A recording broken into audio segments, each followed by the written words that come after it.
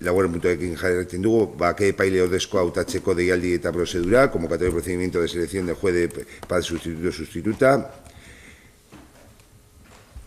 Bueno, pasaden urtean, bake epaile titularra eta ordezkoaren izendapena egin genuen, eta titularrak esan zuen usteko bere lekua, orduan guk ordezkoa izendatu genuen. Horrezegatik, orduan ordezkori gabe gaude. Orduan, goi mailako epaitegia esan digu ordezkari bat izendatu behar dugula. Horrezegatik, da ekartzen da, onartzeko prozedura eta izendatzeko ordezko bat. Ea bolondrateren bat dagoen hortik ateratzeko.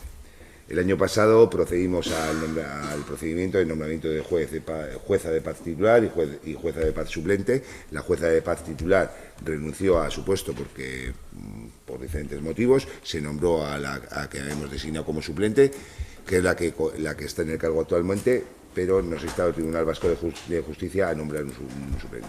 Entonces, con lo cual es aprobar para iniciar el procedimiento y ojalá pues aparezcan voluntarios o voluntarias para el cargo. Así es, Iker.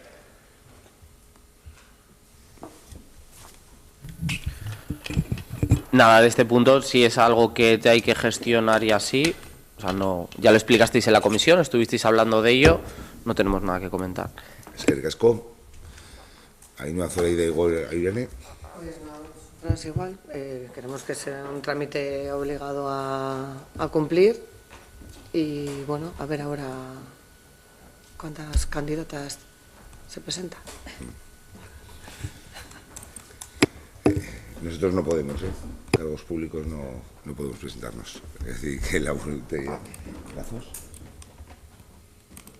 Por los próximos 20 días o Vale. vale. Epeari buruz galdetu diot eta hogei egun jarriko dute. Hori. Edo norbaite badekizue hortik, esateko hori. Kargu oso ona, kargu diru mordoskarekin, eta... Bai. Bake epaile ordezkoa hautatzeko deialdea eta prozeduren alde, onartutzat geratzen da,